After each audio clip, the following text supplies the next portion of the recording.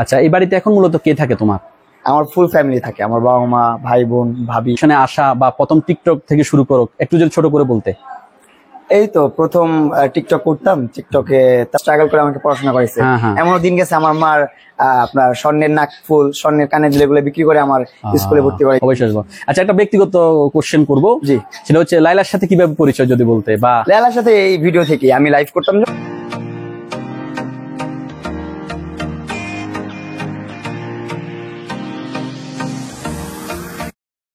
আমি এখন এই মুহূর্তে অবস্থান করছি শরীয়তপুর জেলা সখীপুর থানা দক্ষিণ তারাবুনিয়া গ্রামে, এবং আমার সম্মুখে যিনি দাঁড়িয়ে আছেন অনেক জনপ্রিয় একজন কন্টেন্ট ক্রিয়েটর, এবং আপনারা প্রথমে ওনাকে চিনতেন টিকটকার হিসাবে, এখন টিকটক, ইউটিউব থেকে শুরু করে সব জায়গাতে সমান জনপ্রিয়তা।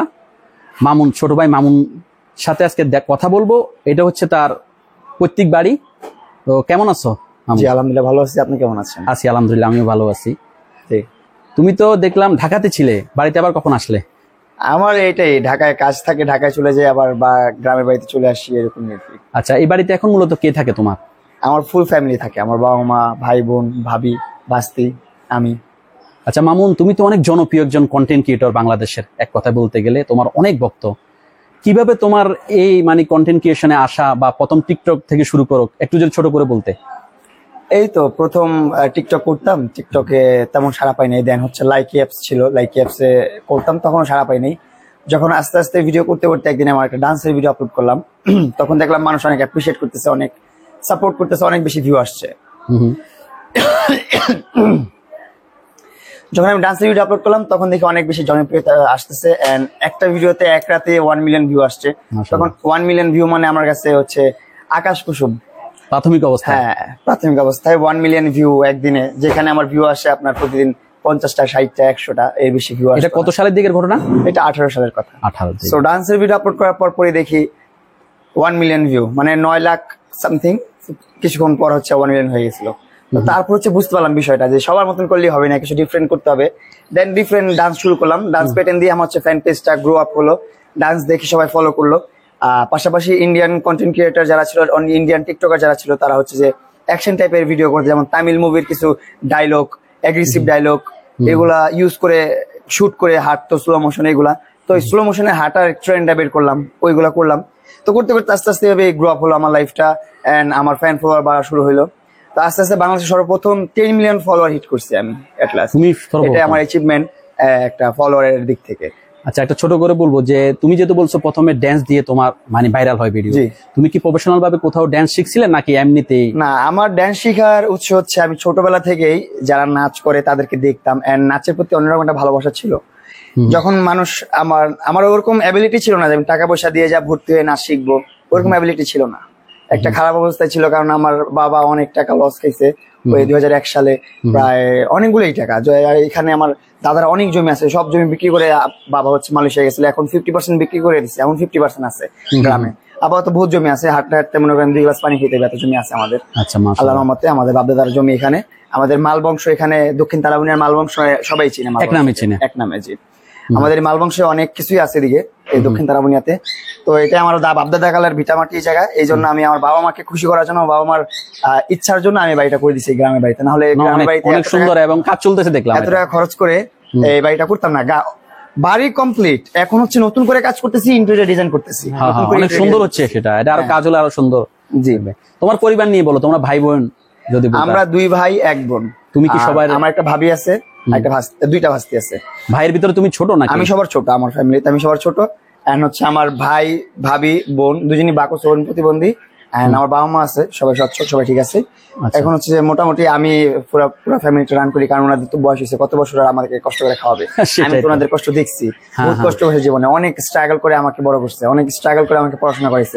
এমনও দিন গেছে আমার মার আপনার স্বর্ণের নাক ফুল, স্বর্ণের কানের যেগুলো বিক্রি করে আমার স্কুলে ভর্তি করাইছে বা কলেজের ফি দিচ্ছে। তখন তো অনেক টাকা পয়সার ইয়া ছিল একটু স্বাভাবিক। এইভাবেই হচ্ছে যে নিজে নিজে নাচ দেখতে দেখতে মানুষের স্টেপ দেখতাম, যেখানে যে কোনো অনুষ্ঠান, যে কোনো জায়গায়, রাস্তাঘাটে, জঙ্গলে যদি একটা বক্স বাজতো সেখানে দাঁড়ায় থাকতাম আমি। তোমার একটা উৎস ছিল, মানে কিউরিওসিটি ছিল? আমার অনেক কিউরিওসিটি ছিল যে কি নাচে কি করে। আমি স্টেপ গুলো ফলো করতাম, করতে করতে বাসায় যে নিজে নিজে প্র্যাকটিস করতাম হেডফোন লাগায়।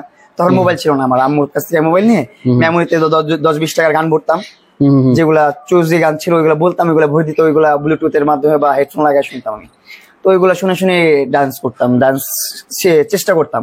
এই ঘরে চেষ্টা করতে করতে মোটামুটি পারতাম। আমি আবার একটা পর্যায়ে শিখতে শিখতে মানুষকে বিট করতাম, যে একটা অনুষ্ঠানে গেলে যে নাচবে ওর পরে আমি নাচবো, যে ও জানাচ্ছে তার চেয়ে বেটার আমি দেখাবো, ভালো করবো। ও 10টা তালি পেলে আমি 20টা তালির চেষ্টা করবো, যে আমার জন্য মানুষ ভালো করার একটা জিত ছিল, ভালো করার একটা জিত ছিল।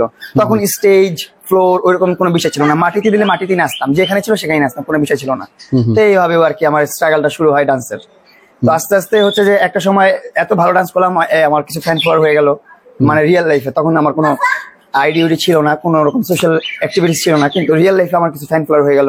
দেন ওইখান থেকে কিছু ফ্যান ফলোয়ার আমার ফ্রেন্ড হয়ে গেল, তার মধ্যে একজন আমার বেস্ট ফ্রেন্ড হয়ে গেল, যেমন হৃদয়, তার নাম না বলি নয়, ও আমার বেস্ট ফ্রেন্ড হয়ে গেল। ওরা আমি একসাথে মিলে ডান্স শুরু করলাম। ও আমার কাছে আসছে প্রথমে ডান্স শেখার জন্য। ও মাদ্রাসায় পড়তো, ডান্স টান্স পারতো না, কিন্তু আমার ডান্স দেখার পরে ও ফ্যান হয়ে গেছে। তারপর আমার কাছে আসছে, ও এখনো স্বীকার করে জিনিসটা। আমার সবচেয়ে বেস্ট ফ্রেন্ড, আমার কাছে সবচেয়ে কাছের ফ্রেন্ড। কিন্তু এখন ওর সাথে প্রায় 2-3 বছর যাবত দেখাবার্তা হয় না, যোগাযোগ হয় মাঝে মধ্যে, কলে কথা হয়, কিন্তু ওর লাইফ নিয়ে ব্যস্ত, আমি আমার লাইফ নিয়ে ব্যস্ত, সবাই সবার মতন ব্যস্ত হয়ে গেছি। কিন্তু মিস করি আমাদের বাল্য জীবনটা, ছোটবেলার জীবনটা অনেক মিস করি, যে ছোটবেলা কত মজা করতাম, কত দুষ্টামি করতাম। যাই হোক, আল্লাহ তাআলা যেখানে রাখছে আলহামদুলিল্লাহ ভালো রাখছে, ভালো আছি। টিকটকারতে কিভাবে আসলা? কি কেউ তোমাকে উৎসাহিত করছে নিজ থেকে? ওই আমাদের ফ্রেন্ড সার্কেলের মধ্যে একজন আসছে, আমাদের ফ্রেন্ডের মধ্যে আরেকজন ছিল ইসমাইল। ও হচ্ছে একটু টেক নিয়ে হচ্ছে ধারণা নিয়ে রাখে, বেশি একটু ঘোরাঘুরি করে, কি হচ্ছে না হচ্ছে, এই অ্যাপস সেই অ্যাপস। তো ও টিকটক করতো, মেয়েদের সাথে ডুয়েট করতো। ও দেখা দেখি আমি মেয়েদের সাথে ডুয়েট করা শুরু করলাম। আচ্ছা আচ্ছা, থাকে না তখন তো মজা, তখন তখন একেবারে ছোট একটা বয়স ছিলাম। ওই কত আর বেশি না তো, আরো এখন আপনার 2018 সাল, এখন 24 সাল চলতেছে, প্রায় 7-8 বছর বা 6-7 বছর এরকম হয় না। ধরেন 5 বছর আগে তো অত ইয়া ছিল না, ম্যাচুরিটি ছিল না, ছিল না। তো যাই হোক, নতুন নতুন যেহেতু আসছে ডুয়েট ভিডিওটাতে দেখে অনেক কিউরিওসিটি জাগো, যে বিষয়টা কেমন, মেয়েদের সাথে ডুয়েট করতেছি, ভালো লাগতেছে। মেয়েদের সাথে দাঁড়ানোটাই অনেক বড় বিষয় ছিল। তখনকার সময় একটা বয়সের একটা সময় ছিল না, বাবা মা মুরব্বী কি বলবে, এটা কি করবে, সেটাই করবে। কিন্তু এখন আস্তে আস্তে বয়স হয়েছে, মুরব্বীরাও বুঝে যে ছেলের বয়স হয়েছে, ছেলে প্রেম করতেই পারে, বিয়ে করতে পারে।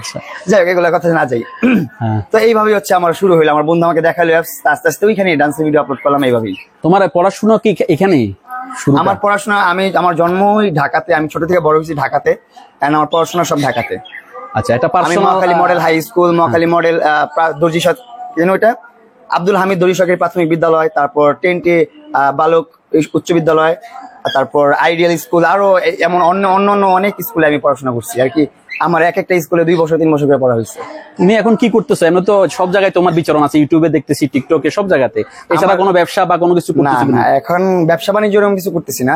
ব্যবসা বাণিজ্য ইনশাআল্লাহ স্টার্ট করবো। স্টার্ট করলে আপনাদেরকে আনবো অবশ্যই, আমার প্রচার প্রচারণার জন্য আপনারা আসবেন অবশ্যই। অবশ্যই আসবো। আচ্ছা, একটা ব্যক্তিগত কোশ্চেন করবো। জি। সেটা হচ্ছে লাইলার সাথে কিভাবে পরিচয় যদি বলতে? বা লাইলার সাথে এই ভিডিও থেকে আমি লাইভ করতাম যখন, ও আমার লাইভে অনেক বেশি কমেন্ট করতো। ও একজন ওয়েল উইশার ছিল, আমার খুব ভালো চাইতো, সবসময় আমার ভালো কমেন্টস করতো, আমাকে আমার ভালো লাগতো কমেন্ট। এটা কত সাল থেকে শুরু হয় যে এটা, মানে ও মেবি 21-20 সাল থেকে কমেন্টস করা শুরু করে। দেন 21-20 সাল থেকেও আমাকে কমেন্ট করতো।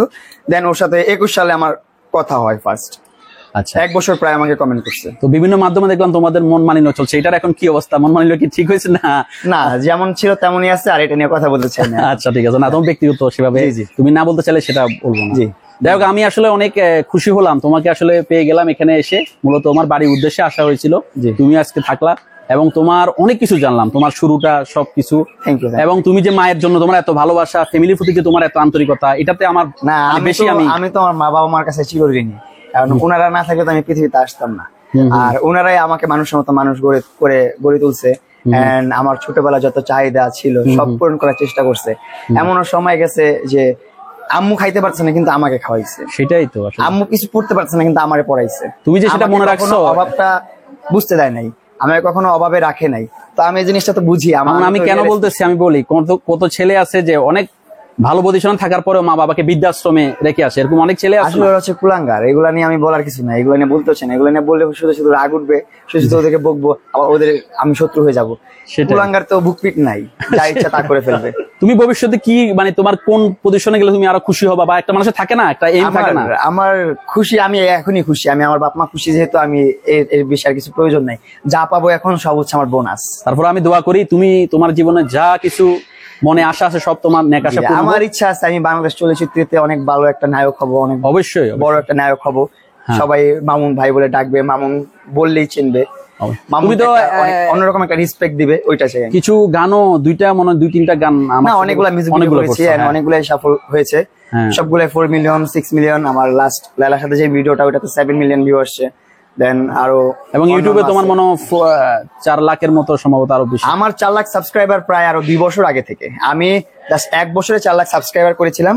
দেন হচ্ছে আমি ইউটিউবে তুমি নিয়মিত না, আমি দেখলাম। না, আমি এক বছর এই কাজ করছি, 1 বছর খাটছি আমি ইউটিউবের পিছনে। ওই 1 বছরে আমার 4 লাখ সাবস্ক্রাইবার।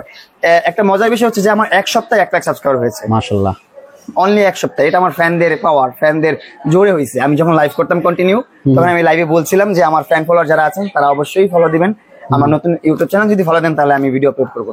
দেখি 1 সপ্তাহের মধ্যে 1 লাখ সাবস্ক্রাইবার হয়ে গেছে, 1 সপ্তাহ আগে হয়ে গেছে।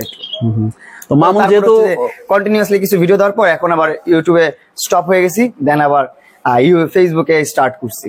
আচ্ছা, তুমি আমরা স্বাচ্ছন্দ্য বোধ কোথায় করো? টিকটক, ইউটিউব না ফেসবুক? কোনটা তো তোমার সব জায়গায় তো বিচরণ আছে। এখন ভালো লাগে আমার ফেসবুকে ভিডিও করতে, ফেসবুক পেজে বা ফেসবুক। আচ্ছা, তোমার যেহেতু অভিনয় অনেক দেখলাম আগ্রহ আছে, ভবিষ্যতে কি কোনো শর্ট ফিল্ম বা নাটক বা আমরা সিনেমাতে দেখবো?